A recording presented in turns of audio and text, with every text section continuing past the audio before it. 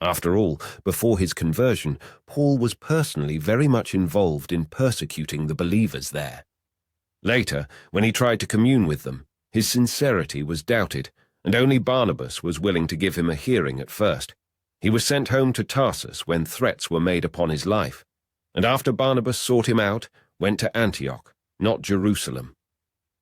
Paul's contacts with the Jerusalem church thereafter are in the nature of an outsider seeking to gain favor rather than him ever being able to feel that he belonged there in any serious way. This was, of course, the reason why he had gone up to Jerusalem against the Spirit's guidance, on the occasion that led to his arrest, that is, to present the offering he had laboriously gathered from the Gentile believers for that church. And lest we forget, as a result of this visit, Paul was coerced into participation in a ritual he certainly knew had been superseded, producing the incident that led to his arrest and first Roman imprisonment. It was from his second captivity in Rome, moreover, that Paul wrote this letter. The occasion for this epistle, therefore, is significantly different from any other letter of Paul we possess, and his relationship to the audience to whom he was writing was completely unprecedented when compared to any of his other epistles.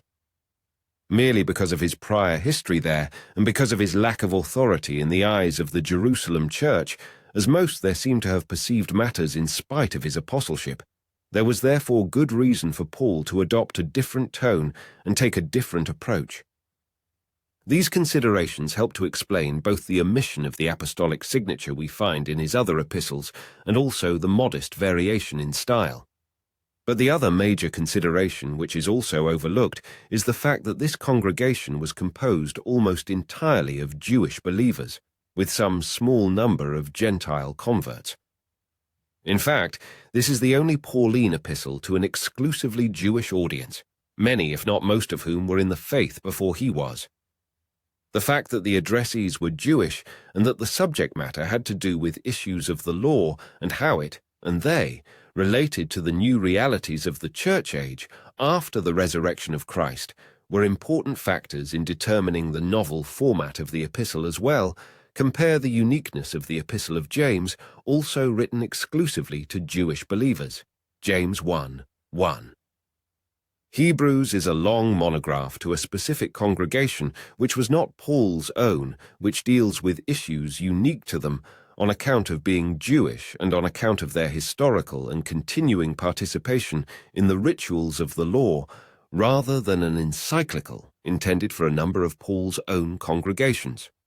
That different purpose of Hebrews also necessarily affected its style.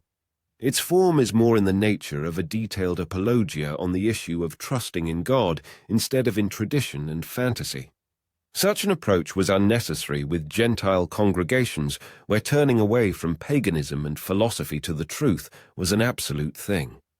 For Jewish believers, however, the shift was away from God's previous economy of truth, the law, to the new revealed truth of the Messiah come in the flesh, crucified and resurrected, having fulfilled the law, and having sent the Spirit instead as the one who would henceforth illuminate the truth.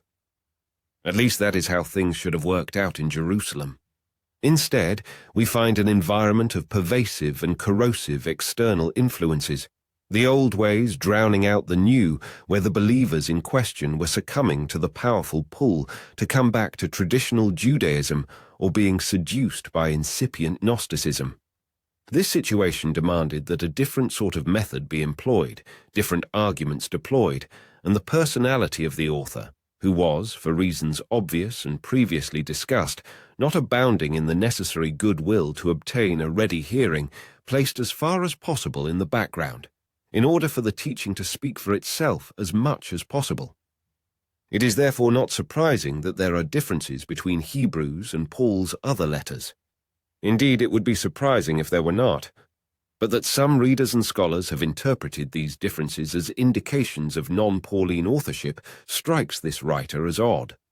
In terms of the way of thinking it embodies and the manner of expression in the Greek it exhibits, Hebrews is more like Paul's letters than anything else in the Bible, and more so than anything else in Greek generally. Hebrews does not so closely resemble the Greek of any other extant author as it does that of Paul. The above impression of this writer may be subjective, but it is based upon considerable knowledge, training, reading, and experience of Greek. To give one concrete example, Paul has a unique tendency to defer his main point and digress through the use of a subordinate clause, which, if translated literally into English, would confuse most English readers, and no doubt confused more than a few Greek readers. For as many as have sinned without law will also perish without law, and as many as have sinned in the law will be judged by the law. For not the hearers of the law are just in the sight of God, but the doers of the law will be justified. For when Gentiles who do not have the law by nature do the things in the law, these, although not having the law, are a law to themselves, who show the work of the law written in their hearts, their conscience also bearing witness, and between themselves their thoughts accusing or else excusing them. In the day when God will judge the secrets of men by Jesus Christ, according to my gospel. Romans 2:12-16. This would be red-penciled by most English composition teachers, but it is not unique in Paul's corpus. For example, Romans 1:13, Colossians 2:22, 2 Thessalonians 1:10, and compare 1 Corinthians 1:4, to which the relative pronoun of verse 8 refers, also in 1 Corinthians 12, to the hyperbaton of the participle from the main verb. It is also strikingly present in Hebrews. But we see Jesus, who was made a little lower than the angels, for the suffering of death crowned with glory and honor, that he, by the grace of God, might taste death for everyone. Hebrews 2:9. Both of these examples, necessarily cleaned up as much as possible in the English versions, are even more striking and vivid when read in the Greek. This is a tick of style which this scholar has never seen manifest in this particular way in any other Greek writer. Just as John's asyndeton's, that is, not connecting one sentence to another with conjunctions, is characteristic of his style, as is Mark's use of the Greek conjunction kai in a manner similar to the Hebrew war, following the manner of the LXX, or his penchant for using the adverb euthys, immediately used 42 times by him, but only 12 other times in the entire rest of the New Testament. Such stylistic quirks may not be smoking guns proving authorship, but they do represent persuasive evidence, which must be considered, especially when only direct and deliberate imitation would otherwise be likely to account for them. When it comes to books of the Bible, the secular scholarly trend has always been to deny traditional authorship. For example, denying Moses' authorship of the Pentateuch in favor of the JEPD theory, claiming 2 or even 3 Isaiahs, suggesting that Peter did not write 2 Peter, or that John did not write Revelation, or that Paul did not write the pastorals. For that reason alone, skepticism about such scholarly skepticism should be the default. Finally here, the supposed differences between Paul's quotations from the Old Testament and what we find in Hebrews is also overblown. On the one hand, the great majority of quotations in the New Testament, including those in Paul's epistles, come directly from the Septuagint version, the Greek translation of the Bible in use in Palestine during this time, also known as the LXX. So that the fact that this is true of Hebrews is hardly a valid proof of non-Pauline authorship. Paul did, it is true, sometimes retranslate verses directly from the Hebrew in whole or in part, but only when it was important to do so. And the claim that this never happens in Hebrews is in fact not true.